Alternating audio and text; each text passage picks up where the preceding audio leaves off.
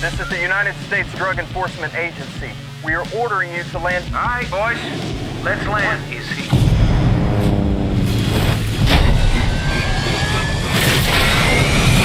My name's Barry Seal. That's for the damage. For your sister, hey, little darling, and your back. Some of this shit really happened. You never saw me.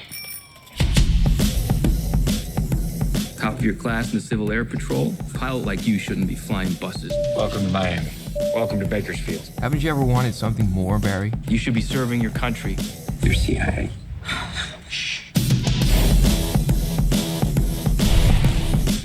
We need you to deliver stuff for us. Oh, this is legal? If you're doing it for the good guys.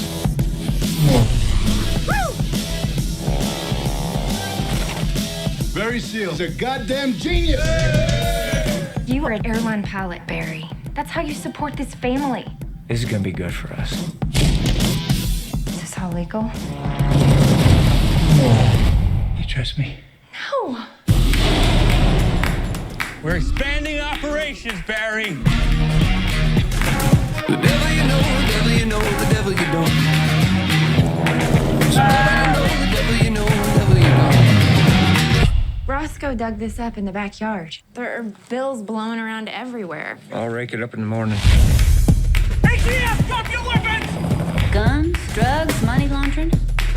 Did y'all know that caddies have more trunk space than any other car? I'll get each and every one of you a caddy for your troubles. See, I'm gonna walk out of here. There ain't a damn thing any one of you can do about it. He's free to go. Wait a minute. The boys should have taken the caddies.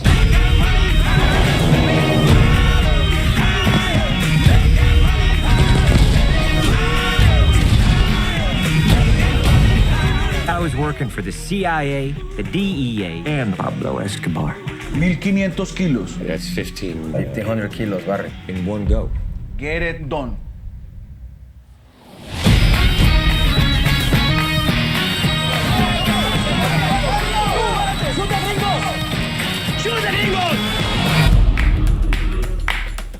Hello guys, hello guys. Bad start, a little bit of a bad start, but anyways, here I am, Tom Antos. I'm going to be breaking down the cinematography of this film, so those of you who didn't see the trailer, well, you just saw it. So that's American Made, starring Tom Cruise, and there's a few reasons why I want to break down this cinematography, or basically or kind of look into the making or how this film was basically shot. Because, well, number one reason is because the movie interests me, so obviously I'm going to be talking about things that interest me. It's coming out this coming week, so that's, or like, you know, it's going to be worldwide available. There was already a premiere, and it's available in certain places, but and most of the places going to be available coming this week. There's the movie interests me because well, a few reasons. There's obviously filmmaking, cinematography, how it was shot, the cinematographer, how he kind of approached it, and kind of the film has sort of like this documentary style, kind of realistic lighting approach. Yet at the same time, it's very nice looking. Like it's very kind of has these flashy, nice-looking colors and things like that. So another thing is also it's because it's about a small plane pilot, which if you didn't know, I love aviation. First time I've flown a small airplane was it's gonna be a while back now. I don't know, 10, 12 years ago. And I fell in love with flying and stuff like that myself. So I love that, and that's why when I saw the trailer for the film, I thought, wow, this is interesting, so I wanted to see it. So anyways, I'm going to be breaking it down. And another reason is actually because this is something that I'm, in a way, to this day, still doing this. I love analyzing other people's work, whether, it's photography or when I'm looking at, for example, drawings or effects, but especially cinematography. Since, and I would say any of you filmmakers out there, especially cinematographers, if you want to achieve good cinematography techniques, well, you want to be able to, like I said, to admire and also see both the mistakes, but also just see how other filmmakers approach cinematography, so you can kind of see, maybe again learn from them, see maybe what not to do, but also what to do. And especially when you look at a movie like this trailer, They obviously in a trailer they're gonna put all the best looking shots, but I'm gonna kind of show you guys a few other shots and stuff like that from there, some behind the scenes. Then you're gonna, I think it's a great way of learning, because you can really learn a lot just by looking at the shots, and that's something I would encourage you, especially when you're starting out, because you just by looking at people's work, and I used to do that actually when I first started. I would say in cinematography, I kind of was more into photography, because photography very similar. And so to kind of, up my photography game, I remember back in the day, I used to just look at a lot of really good photos. So I would look at like different like magazines that had like amazing, advertising kind of photography, or just photography magazines. I remember National Geographic, that kind of stuff. And I would break it down. I would look at the photos and see like what is it that makes the photos interesting, and then see, try to figure out how they did it. So there's some information I have about the way this film was shot, but then some of it is just going to be pure speculation. So if you guys see something you think is like a blaring mistake, let me know. Also, I think what's interesting about this film is that it's an $80 million budget film. So obviously it's a big budget, but kind of like I'll show you, and kind of what I've was I guess suspecting already, is that this film is, because it's shot by Cesar Chalon, actually I think that's how you pronounce his name. Cesar Chalon is the cinematographer of this film, and he's a director also and a writer, but he's mostly probably known for cinematography that he did in another film that I really love, which is City of God. And he's got this kind of approach where, not for all of his work, but a lot of the work, he's got this approach where he kind of shoots it almost like a documentary, like very gritty, kind of realistic looking, a lot of handheld shots. So he doesn't use these big crazy setups all the time. Now sometimes you'll have to, and obviously this film had some big setups, but as I'll show you, a lot of it is very simple stuff that anybody can do. So like literally you guys out there starting out, or maybe you want to like kind of, again, you're stuck in your in your filmmaking endeavors, and you feel like, oh my God, the way I can propel my career is by getting to work with a budget of 80 million. Well, I'm going to show you that that's not really the case, because the 80 million on a film like that, trust me, most of that money goes to talent, basically. So like Tom Cruise for sure gets paid a lot. The director, Doug Liman, like all those key, actors, producers, all that stuff. The marketing, that's where most of the money gets spent. And what they actually use is not that, like the gear even is kind of minimal. Now they did shoot this on the Auray Alexa XT camera. So here, let me just kind of show you guys some of the behind the scenes while I'm blabbing away. Let me put this down here, the volume, and you guys can kind of see just some interesting like clips that I was able to find for you guys. Actually, here, let me show you this clip first. And you can see up here, here's Tom Cruise in the in the airplane, and that's actually another thing that a lot of people don't realize, is that Tom Cruise, I mean, he's an experienced pilot himself, so he flies the actual plane himself in here. Not only that, but he did some crazy maneuvers and things like that. But another interesting thing is here. Let me just show you kind of thing. Oh, here. You see, here, like when you're seeing these scenes, I mean, it's literally just Tom Cruise. I mean, you have somebody else. I don't even know who's that person there in the back. At first, I thought it was Cesar Chalon, but it's not actually him, the DP. It's just the director here, Doug Liman, Tom Cruise, and the director's just holding the camera. It's a Alexa Mini. He's got, some nice cinema lenses, you can see, but it's not like even anamorphic lenses like some people think you have to shoot everything anamorphic to make it look cinematic. Oh, that's not the case, as you can see up here. And as you'll notice, there's no lights, nothing. I mean, they're in a plane, and that's how a lot of the shots here were done. So it's probably, like in a case like this, it's up to the really the cinematographer. Let's say in this case, he couldn't be in the plane because it's so small, so he probably just set up the camera and then told the director, this is more or less what you do, and these are the kind of settings I want, and then just kind of go with it. And then the director just had fun. And maybe I'll play the audio for this clip so you guys can hear just kind of how raw it is.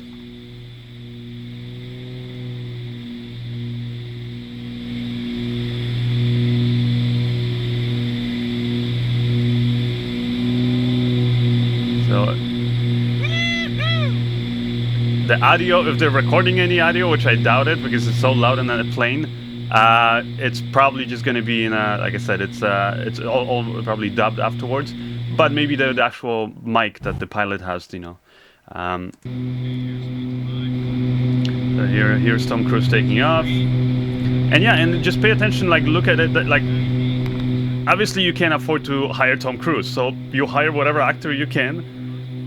Renting a plane is not that expensive, but even if you just had a scene in a car, right? And then otherwise you just have a camera and you hold the camera in your hands, and there's nothing more to it. It's about basically getting good angles and all that stuff. How low to the ground you want me? 50 feet. So yeah, so as you can see, that's the cool thing about it, is that it is very kind of raw and you know, in your face. So here's maybe I'll start kind of breaking down some of these scenes. So here's actually the DP, the Cesar Chalon, and here you can see operates the camera like this, and a lot of it was shot this way, meaning basically it's, you know, handheld, or sometimes, you know, over the shoulder or things like that. But it's very, very raw in your face. The camera even packages and doesn't look that big. Here's another interesting thing I thought I would show you. Which is this little kind of opening scene, or you know, one of the shots in the trailer, basically. So let me make this bigger.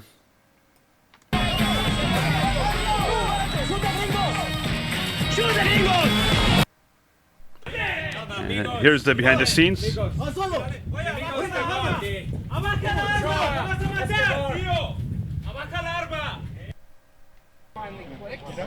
Let him be or go shoot. No, shoot him. Then you get it and you lift the gun up to do it, and that prompts you to put it down. And as you can see, it's pretty basic, right? It's not there's nothing, you know, like when you just look at the setup up here. They got the camera. This is the XT, the Auray XT, the bigger one. I guess for the ones in the airplanes, they use the smaller, the mini.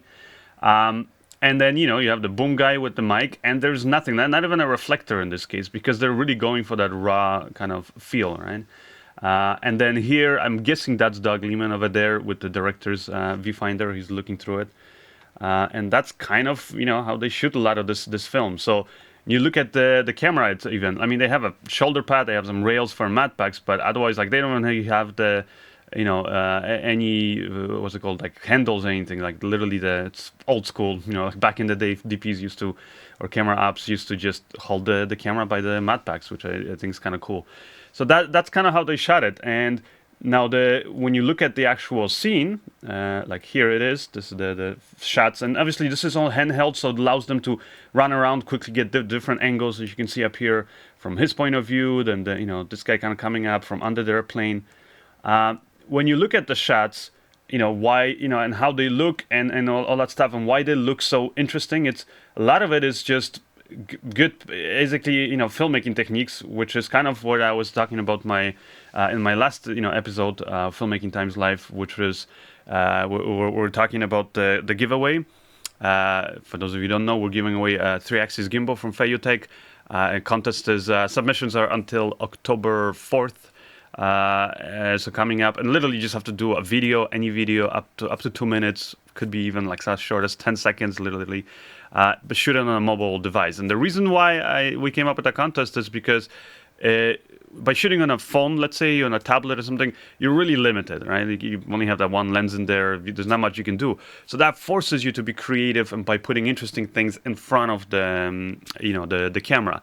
And this is kind of a perfect example. Like in this film, what they're doing is, yes, they have obviously a better camera, and so I'm not saying you should be shooting everything on your phone. But if that's all you have, great, then go with it. But if you can have access to a better camera, then shoot it on a better camera. But also pay attention on basically what's in front of the lens. By the way, for those of you who are interested about the contest, more info is in the previous episode, or check the links in the description of this video. There's how you can submit your work and all that stuff.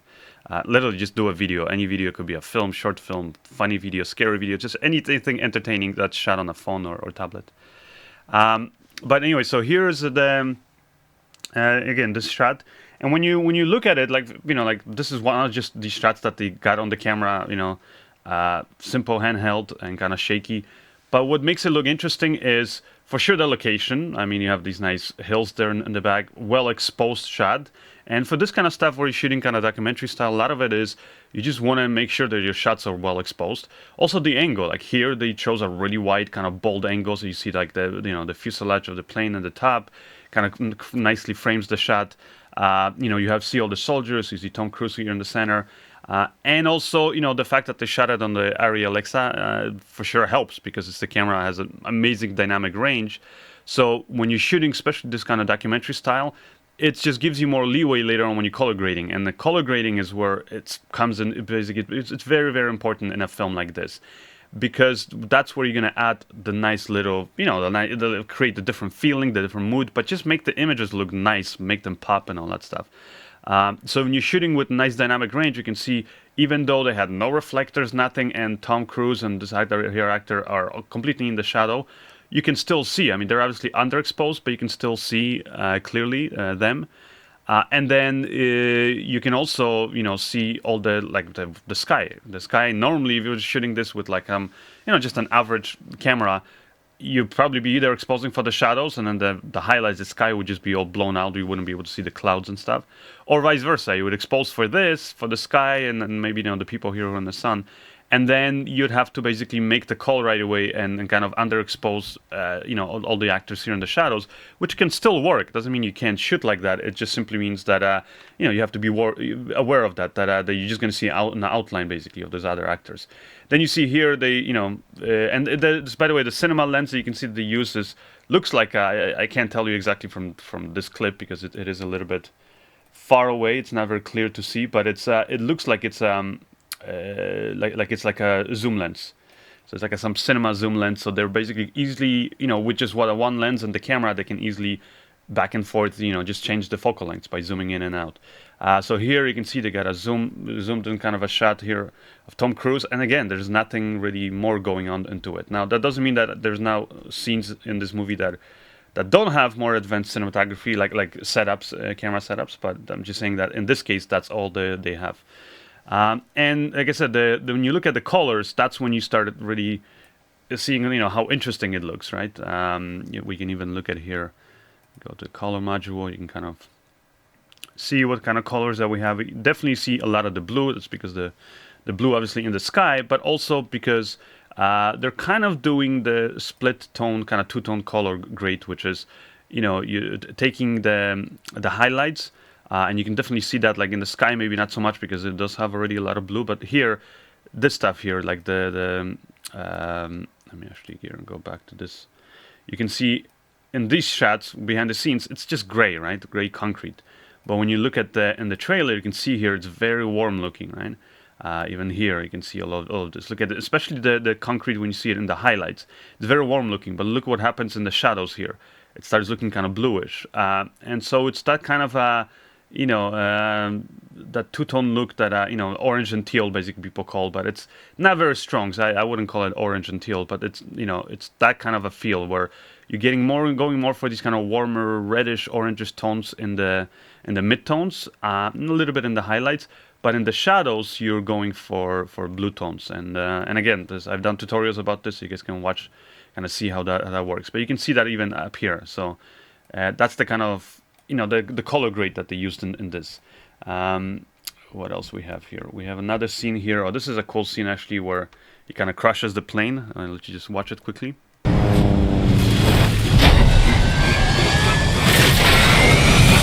My name's Barry Seal.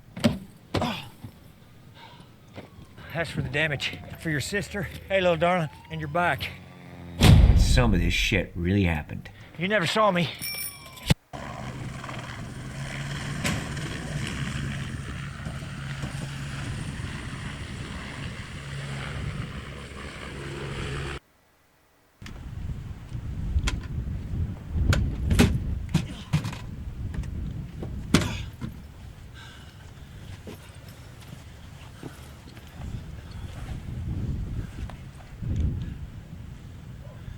This your yard?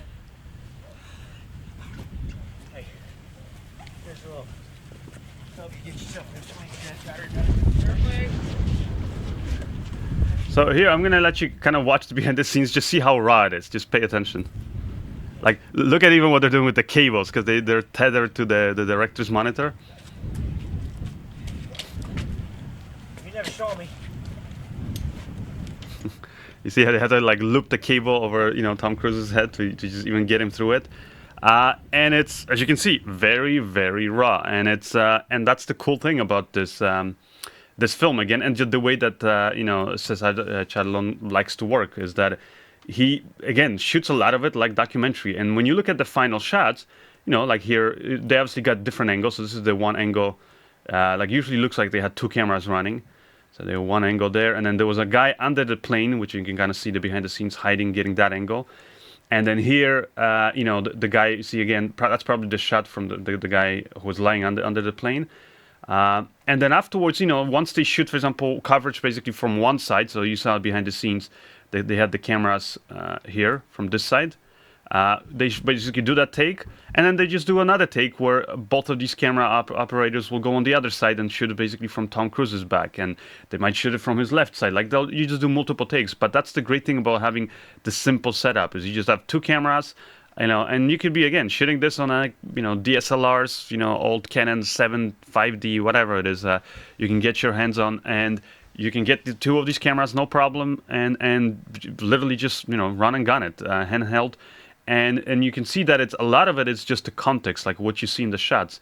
The fact that obviously having an airplane there is a nice production value, but even here, just like this, how the scene is. That's what makes the scene work. Is not so much because of some amazing filmmaking, trickery. It's just good screenwriting, basically good storytelling. So you have a guy who covered, basically in cocaine.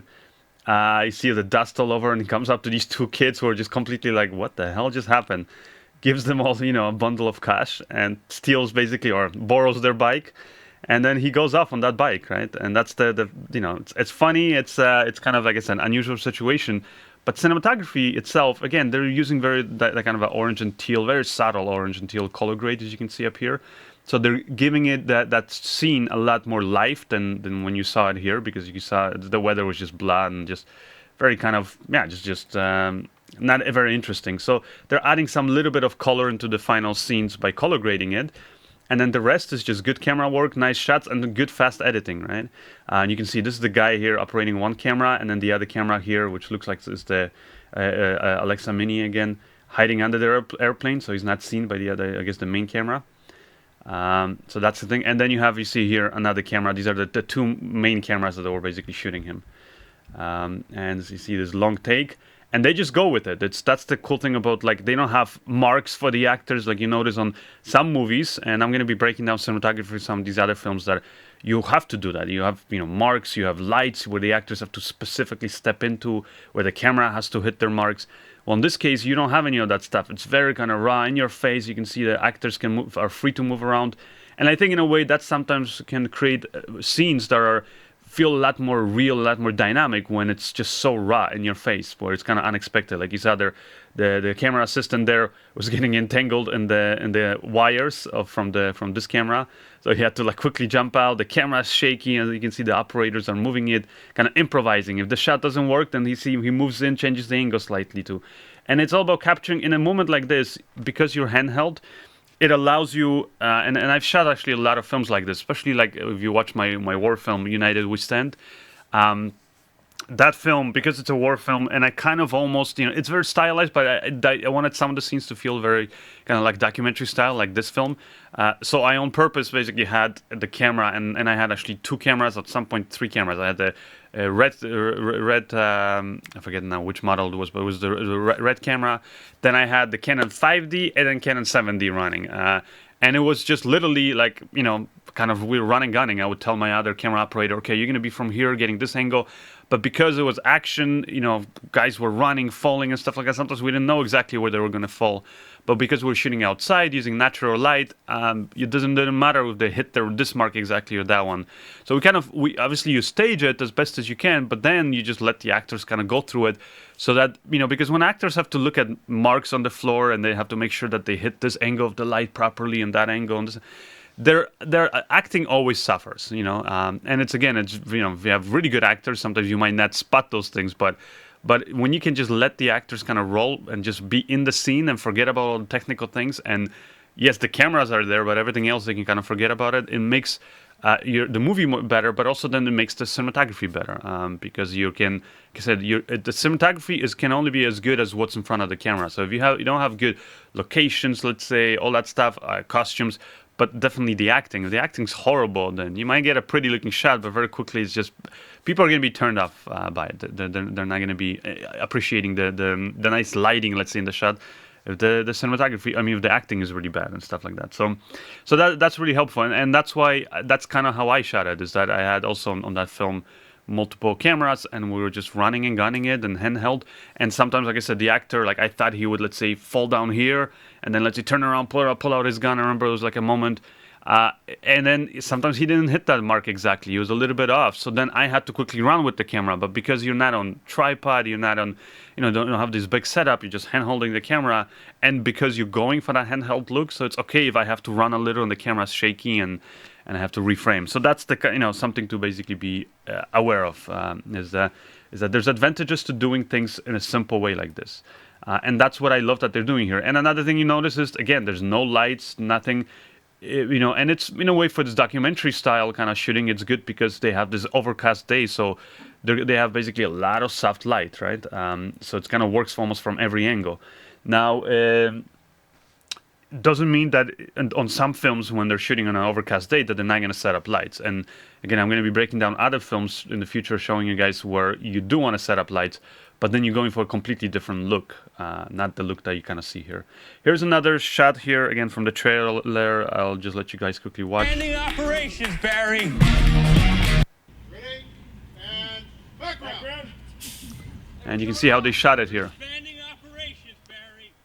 So you see, very, very simple how they shot it. And for a lot of these films, you're going to be like bigger budget films, because you have the money, you have the time. A lot of times you have, maybe I shouldn't say time, but you have the bigger team to come in and set up, big complicated camera setups and cranes and things like that. For a shot like this, for a lot of films, yeah, they would maybe do it as like a big, camera on a crane and a stabilized head and all that stuff. To get this nice kind of basically camera craning up, right, as he's saying the line.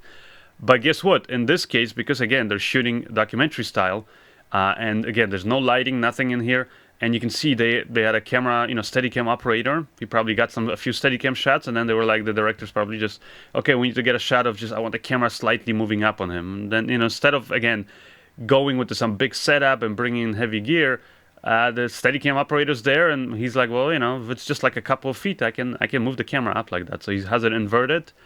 You can see up here, he's got the monitor, as you can see, but the camera's down below, upside down, and he basically just moves it up by hand. Very simple, and again, it works.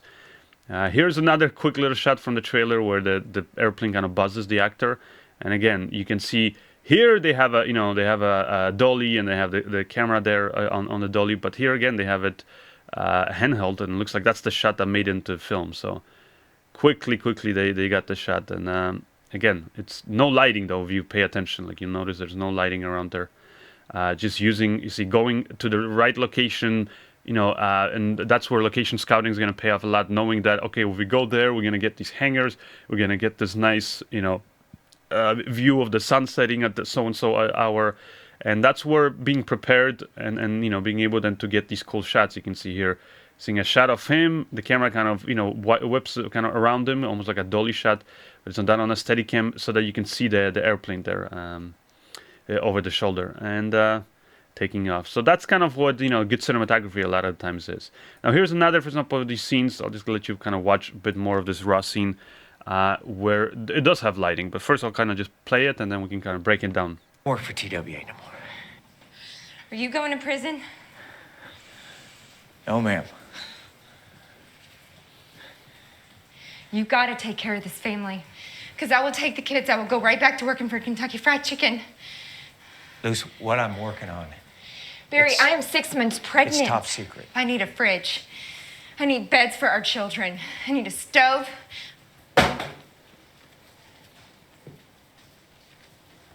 Washing machine over there. Let me just...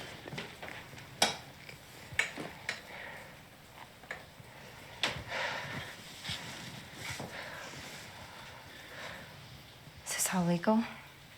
All right, what I'm about to tell you. Now, you gotta swear you can't ever tell anybody this, Lucy. All right? I am working for the CIA. So yeah, as you can see here, scene shot all indoor, and it's not even at some nice, beautiful looking location. It's like very, in a way, I would say it's the reverse of that. It's very kind of boring looking and kind of ugly because they're supposed to be, you know, poor, right? She's complaining to him, and so because of that, it's all about, again, just picking the right angles and all that stuff, but also just storytelling. You have to have a good story. Now, I'm not going to say that this is like some scene that would wow me, and that's probably one of the reasons why, you know, I don't even think any of these clips made it into the trailer, because the trailer, you kind of want to wow people. You want to show them all the best stuff. So in this case, they kind of just showed, you know, like I said, it's a scene that drives the story, and when you're watching the movie, then you know, again, you're going to be into it.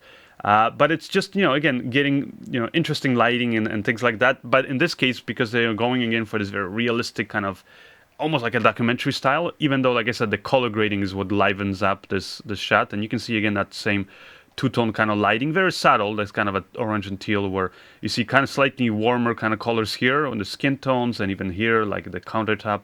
And then you see when even the countertop, or definitely the stuff in the shadow, starts going into more kind of bluish colors. So that's you know, where again you can see that consistency of color grading that kind of brings all of these scenes together. But when you look at the lighting, it's basically, I mean, from this scene, and that's kind of how you can start breaking down lighting when you're looking at movies or just photographs or anything like that.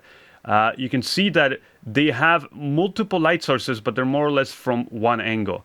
And the way I can tell that is by looking at shadows. So I can see up here, they have, you can see they're more a pretty harsh shadow. There's definitely harsher here. You can see where that cabinet thing is you know, the door is open. You can see like a very straight kind of line, right?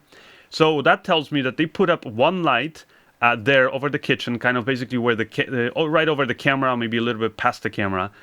One big light could have even been the actual light there in the kitchen. Maybe they had some fluorescent lighting, or, you know, that I can't tell you. Or maybe there was an LED light they put in there. Now, one thing I'll tell you is that Arri Alexa is horrible in low light. Or I shouldn't say horrible, it's just not great in low light. And that's something that a lot of times people think, oh, I need, you know, the whatever, A7S2 or whatever, because I need to be able to shoot in low light. That's how big movies are shot. No, cinema film, you know, like cameras that are used in big films are not in great and low light, and that's because, you know, you're kind of trading off by making a sensor very, you know, it might change in the future, but so far, you know, the technology of sensors, by making sensors very sensitive in low light, you're trading off a little bit of the dynamic range, the colors that they can capture. So, like, for example, my favorite, the Blackmagic Ursa, you know, Mini, 4.6K or Pro, they have their sensors identical, both of those cameras, has a nice dynamic range, very close. I would say like maybe half a step, maybe less than the Arri Alexa. It's very close, even though some of you out there might be getting angry that I'm saying that. You know, but it's, again, it's very, very close, very similar kind of looked at to that thing. But because of that, that camera is definitely not low light. If you watch my videos I did about it, you'll see. Doesn't mean that you can't shoot in dark situations or low light. No, you can. You just gotta know how to shoot it. You know, that max 3 ISO I would go on that camera most of the time is ISO 800, which is also the native ISO. You can go once higher, ISO 1600, but it starts getting grainy in many situations. And the same thing with Arri Alexa is it gets grainy. So you definitely don't want to be shooting in low light, right? So again, if you look at this the scene, I would not be surprised if they used probably some, you know, practical lighting, but they either replaced the light bulbs, you know, with some stronger now, like basically light bulbs, like practicals, or added another light. Now, here's another thing that they for sure added is you can see that the light that's hitting here, it looks like it's the same angle as it's hitting this actress kind of from the top, right? It creates these kind of shadows under her eyes, under her nose. You can see this distinctive shadow. But what they're doing is, you can see now here, when the shadow kind of gets further away from her chin, it starts getting softer and softer. And then you can also notice that even here under the cabinets, the shadow gets here. It's like basically the further you go down, it kind of gets softer and softer. And the reason is because they probably put some big diffusion. So it could have been, I mean, you can be literally a bed sheet, so you can put in there. But if you have some diffusion material, paper, you know, anything like that, even like those 5-in-1 fold-out reflectors, they'll have also a see-through kind of a white kind of diffusion material. You can put that basically in between the actor and the light. And so this way, what you're achieving is you're achieving this very raw look mainly there on the wall. And you can see, like, again, these raw kind of shadows and stuff makes the scene and this whole location look very ugly and gritty. But because you want to kind of soften the light a little bit on your actress, make her look a little bit more appealing, and so that you can still see her expression, so you don't get these really harsh shadows like the raccoon eyes under her, basically here, where her eyes are, the ugly shadows. That's why you put this diffusion there, basically between her and the light, and that does not affect basically the light that was going at a really steep angle, hitting basically the cabinets here. So that's basically really what they did. There's no edge lighting in here, nothing, because again, she's very light skinned, very easy to kind of spot her, and the background's pretty much just black there, most of it, so you don't need to see anything. Now Tom Cruise, on the other hand, when you look at it in the wide shot, you can see he looks like he's getting lit by the same light as she is, but because he's a bit further, the lighting is a lot darker, and it's the shadows you can see are a bit more harsh, right? Because again, he's not directly under that diffusion, whatever they use to diffuse the light. And again, it could have been even a piece of paper, right? Any of those things. Now here's when you look at the close-up of him, you can see when he comes in through the door, you can see that that's when they moved in that light. So it could have been like a little LED light with some little bit of diffusion, but they don't want to diffuse it too much, and they put it again right over him, kind of in front of his face, like somewhere there. Could have even been somebody just literally holding this LED light over him. And again, could be a LED light, could be any other light, but that's kind of how it is, because you just see those shadows, very simple and kind of in a way harsh shadow under his nose, and there's nothing else in there. If we kind of go through the scene here, you can see here they probably again reused that same lighting for the reverse shot when she turns around. So when basically in here when she turns around, you can see she still has that soft lighting basically from the diffusion, that one light source, and here that's exactly what they used. They probably just then put another, like in my case I would have put like a little bounce card, and just to bounce a little bit of light here back on her, and the kind of, you can see that that's what's happening, because you can see goes from light to, especially here, like you can see on her neck, goes to like darker, this area gets the darkest, and then here it starts, this side of her neck starts getting lighter again. And again, it could be styrofoam, could be white piece of paper, could be definitely not like a silver metallic reflector, because that would be too harsh. Because in documentary kind of, when you're going for this realistic documentary kind of look, you can bounce some light in there, but you got to be very, very subtle about it. You don't want people to notice it, and a silver reflector would be just way too much. So you can kind of see that that's what they're doing there, just to provide a little bit of light. And that's how you can again shoot a scene like this very quickly. You primarily just have one light that you move around with it, and you have an assistant that sometimes will have hold basically a little bounce card here right off screen, and that's it. Now again, maybe there was even no, if Cesar, maybe Chalon is watching this, maybe he can tell me, and he can actually confirm whether they even used a fill light, because again, this location, you'll notice, has a lot of very light colored walls, and since there's no other, doesn't look like there's any other furniture, you can see like these white looking walls, that could have even been sometimes enough to bounce the light. And that's why in a lot of these cases you don't need to have this complicated lighting, which then makes it easier for the camera operators. You can see they're constantly adjusting the angles, they're moving around, and it allows them to just kind of shoot very freely. So that's the thing, the interesting thing. Now definitely when you go into these close-ups, like extreme close-ups like here, that's where you can make shots, even though the lighting's very simple and all that stuff, you can make it look more interesting, because you're just showing things that are more interesting, right? That we human beings are very drawn to other people's faces, look at people's expressions. And then here you have then the depth of field gets even more shallow. You see a bit of Tom Cruise here in the foreground. The background behind there is nice and blurred, and it's very dramatic lighting just from that one soft light. And again, just bounce back on her face here. Now, especially in close-ups, when you can see people's eyes, that's when you can tell a lot about lighting, because that's when you're noticing especially the light sources. So again, I can see that there's no light here directly hitting her, because there's no big light reflecting in her eye. It's just, you would see that. And that's again why when you're shooting this kind of documentary style, films, you want to be very careful with the kind of lighting, because you do not want the lights to be visible, because then it just breaks the realism. That no longer looks like a documentary. But you can kind of see, you can see definitely here a reflection of Tom Cruise, that blue shirt he has. But here you can see, on the kind of like below on the right side, you can see this white kind of a line. That tells me that it was some kind of a foam board or some kind of a reflector right there kind of below, bouncing some of that key light back on her. And again, that's just like a simple lighting setup that that's used in a lot of movies. So that's kind of how you can tell. Let me see another scene here, maybe that we can look at. And so that's also the reason why this is the first film I kind of wanted to break down here on my YouTube channel, because it really allows you to kind of go by it and see kind of what that you can do a lot with very simple lighting. So here I'm going to play this again, the trailer. Like for example, look at these shots. You can see it was no fancy camera grip mounting or nothing. Literally, Tom Cruise was flying the airplane, so he had to be able to operate the plane and fly safely, take off and land. So they couldn't put all this crazy stuff. Otherwise, with this blocking his vision, then this he would not be able to fly the plane. So you can see the camera is very close in his face, very wide angle, not very pleasing looking shot. But it's the best that they could do, because they had to fit that Array mini camera right in front of him, right? So that's kind of the angle that they got.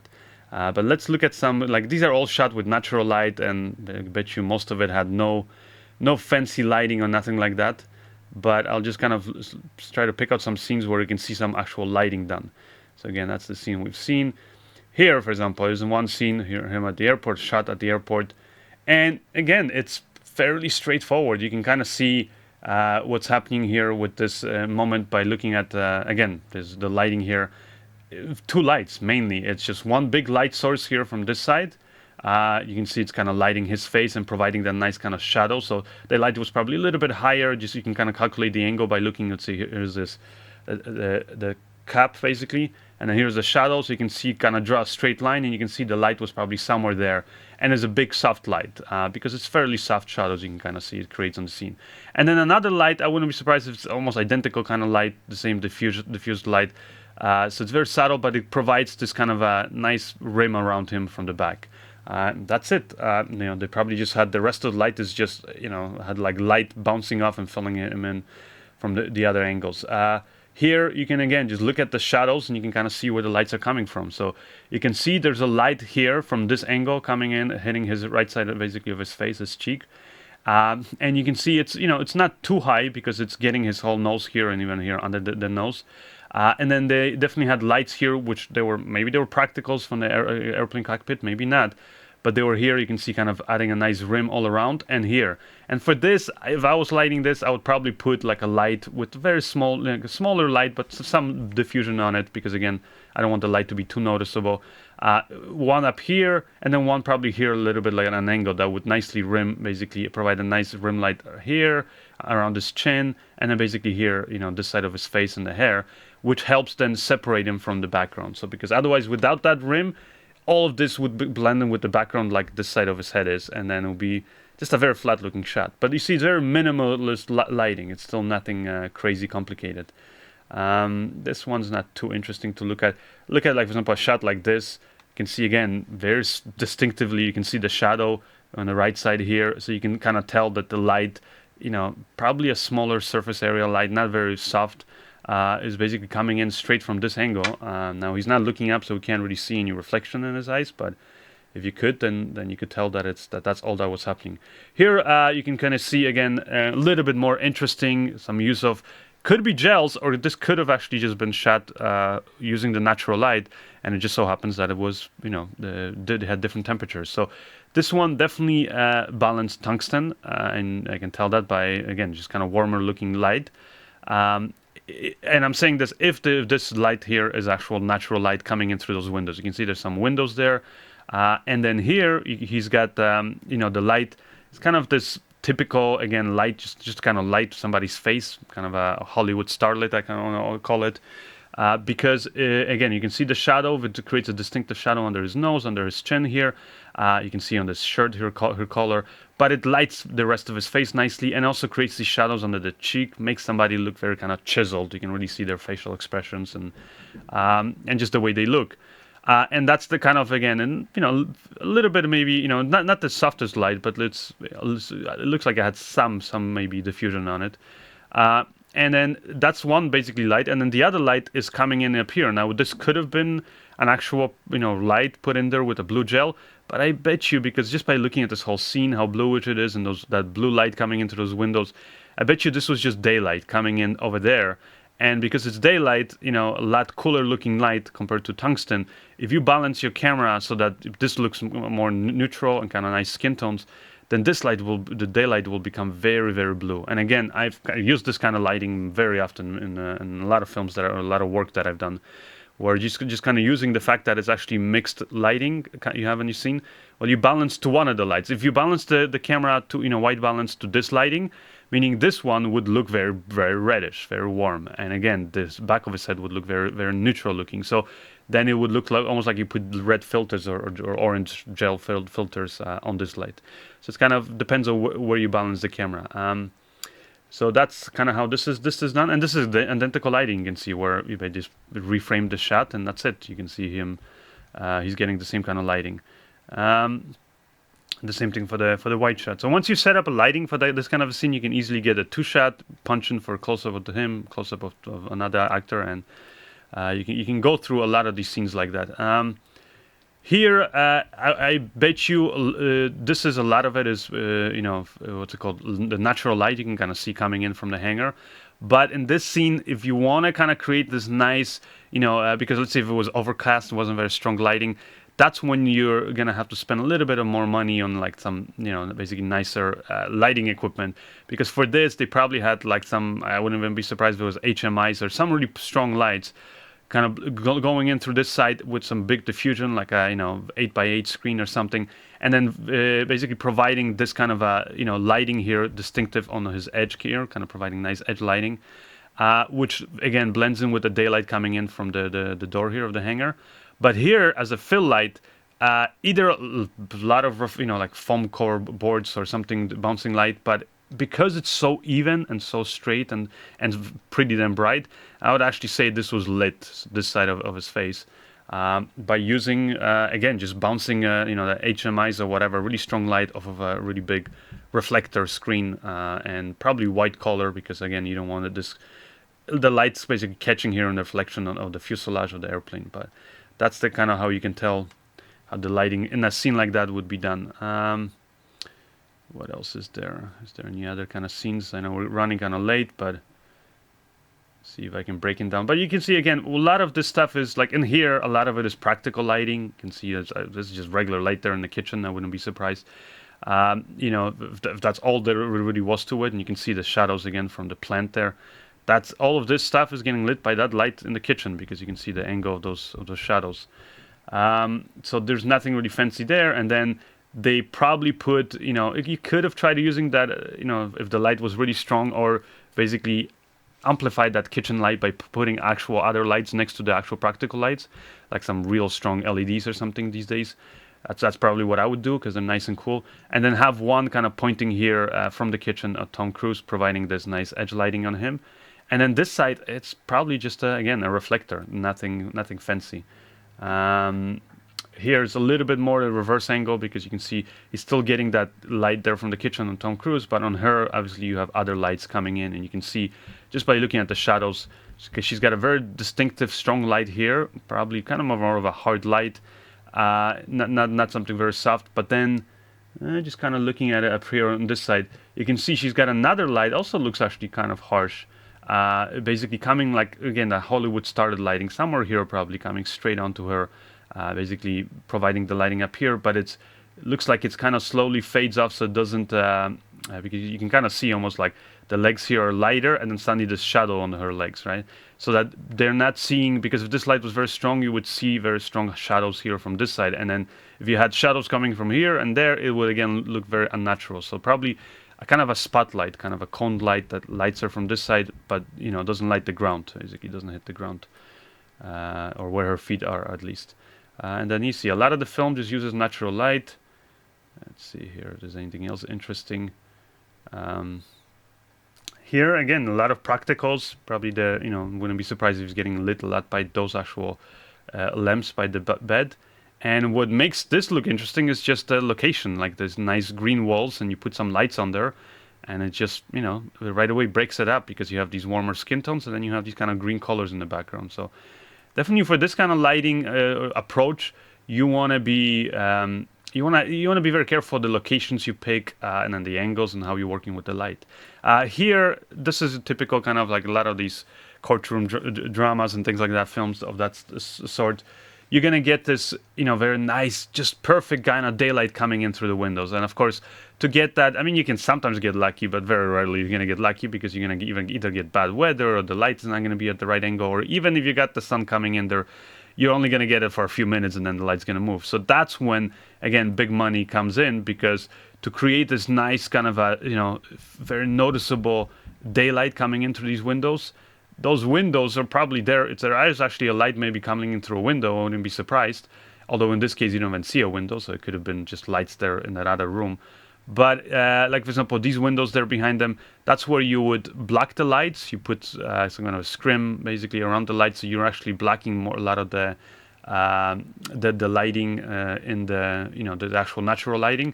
And then you're going to put up those big, 10Ks, 18Ks up on cranes basically outside of the building, kind of lighting into it. And a lot of times if you're in LA especially, you're going to see, or New York City, when they're using locations, real locations, and it's not a movie set, then you're going to see that there are these big lights set up basically outside. And a lot of times you'll be like wondering, why is there lights going into the window, but I don't see the actors anywhere, and thinking that's because they're actually filming everything inside, but they just want, you can see a little bit there into this room. So you see she's walking through there and she's getting that nice big strong sunlight that's backlighting her hair and everything. Well, again, that light is basically like a big strong HMI with a big diffusion. Basically, they're probably shooting through it, or maybe not even a diffusion. It depends. But although for this kind of a thing, because you want this big even light in the window, I'd probably say you're putting like a silk screen that you're shooting through it, but it's not very thick, so it's not doesn't diffuse the light too much, doesn't throw it around too much.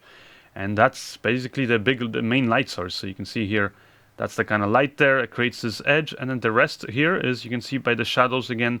Look at the color. You can see a distinctive shadow from this side. Just a fill light here. So, whatever light they use, LEDs or whatever, up above, basically that kind of Hollywood started lighting, just filling Tom Cruise's face. And it's very basic lighting. And kind of the same thing up here. Basically, they had some big light here, like a LED or something, just diffusing and providing a nice fill here. But it's the main light you notice is this big HMIs coming in through the windows.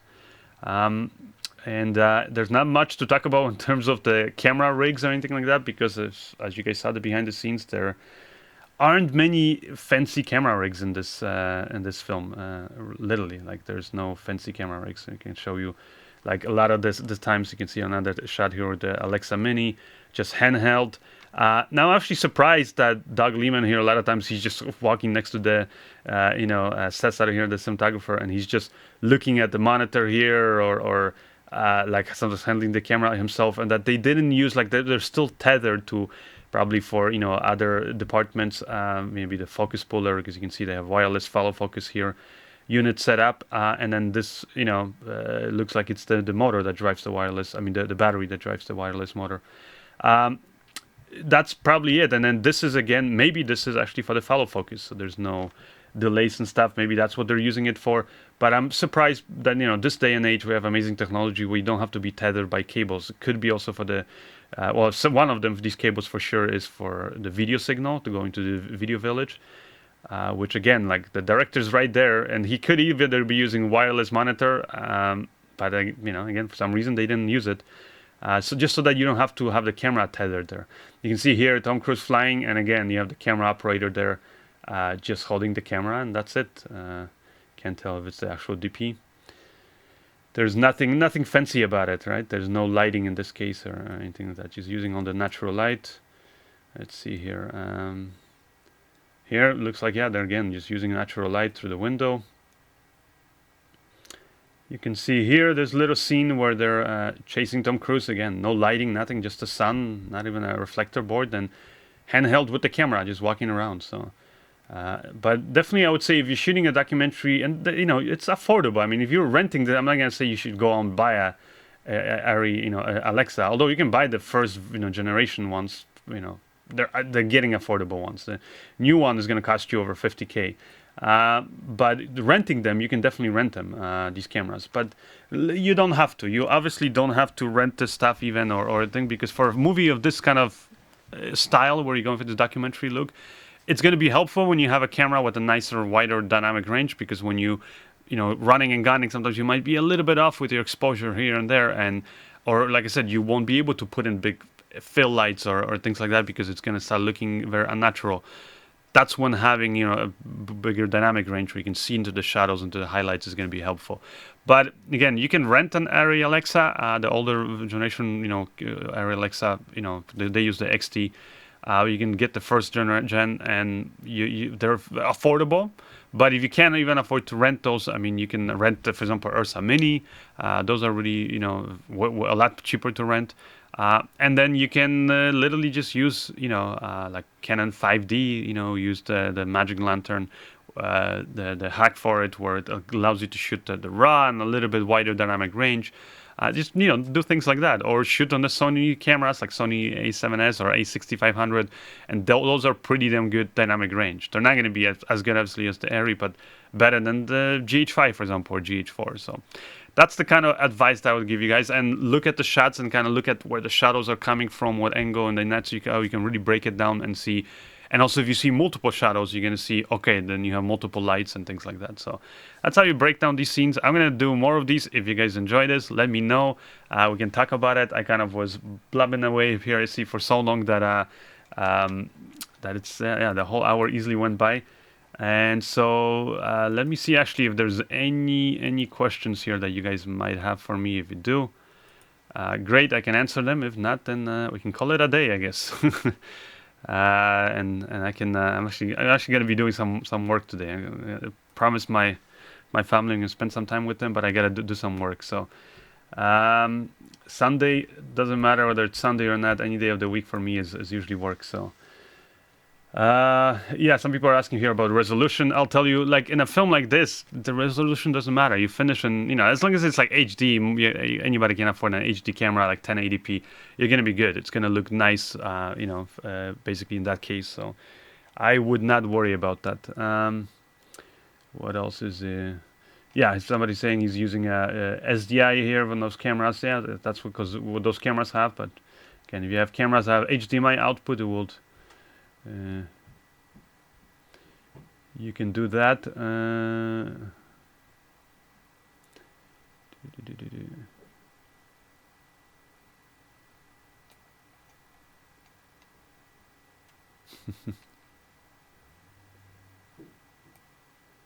I'm just reading some of your comments, and they're pretty funny what you guys are kind of saying between each other.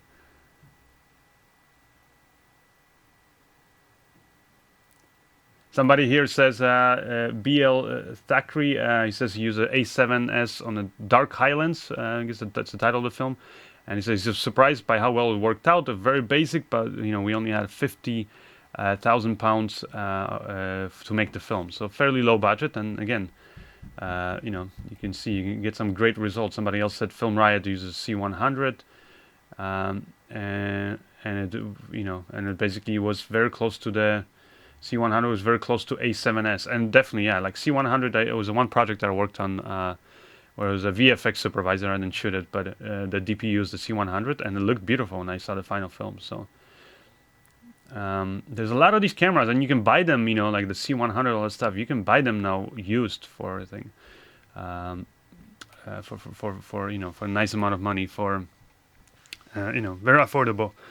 But anyways, yeah, so that's the film. Again, American made. I'm definitely going to try to see this film. It looks very interesting to me. Just a story, and again, those of you who don't know, it's a true story, or like you saw in the trailer, most of what happened in the film, you know, because it's obviously, you know, I doubt he was there surrounded by FBI agents and all that stuff, and he just told them, here, take a Cadillac and all that stuff, or, you know, because you're going to let me go because that's a bribe, and I'm pretty sure he would have gone to jail for the bribe, if not for anything else. But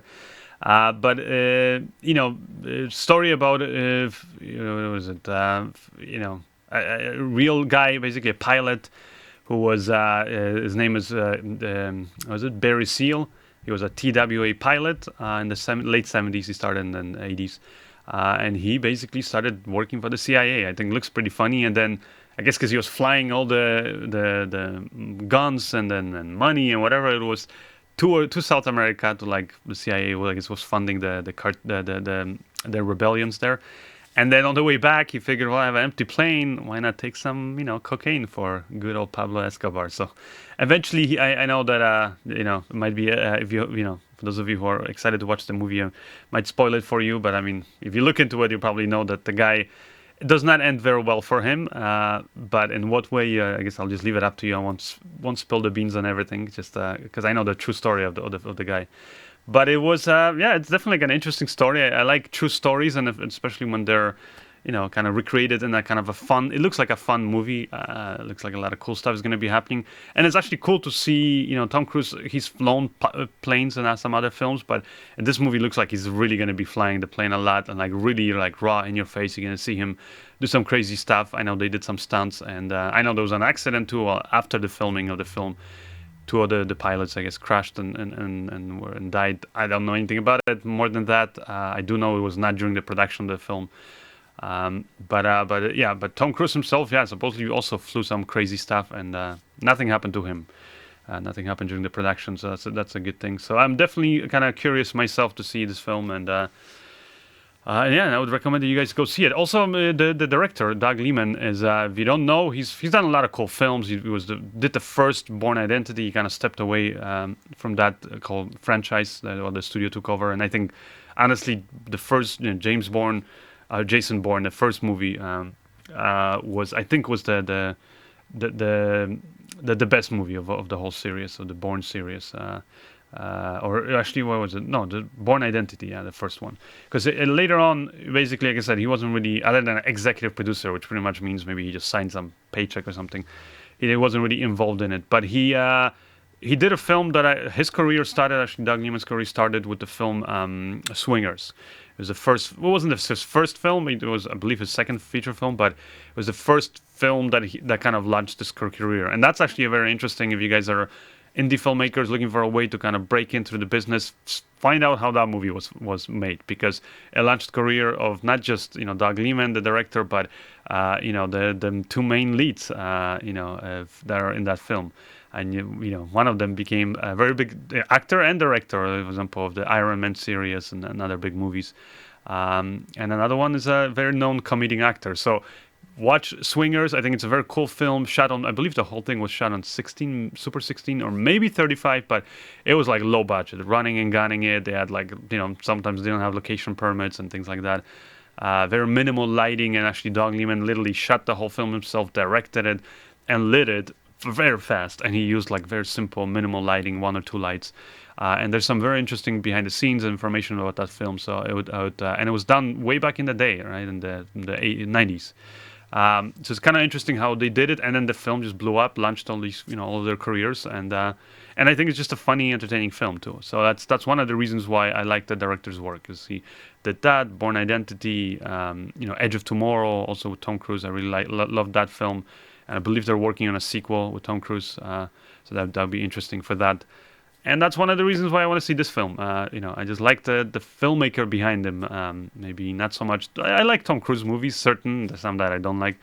But I'm not a big, when it comes to getting hung up on actors. It's more about, I look at the actual filmmakers, like the people who really, really call the shots, make really, come up with the vision. So, and I really think Doug Liman is got some really interesting films and interesting stories in the way he tells them. So. Anyways, it's I wasn't paid by the studio to promote the movie. I just literally want to talk about it because it seems like an interesting film. So go check it out. I'll see you guys next time, I guess. And if you have any more questions, things like that, let me know. If you want to enter the film contest or the little video contest we did, submit your video 2 minutes or under long, shot on a mobile device. Can be anything funny, scary, anything entertaining. And just show us what you got, and we'll give away a Fayutech gimbal. Again, more info, check the link for this description of this video, or check out the video from last week. You're gonna find out how to win that gimbal. Very simple, straightforward, and that's it. Anyway, see you guys next week. Bye.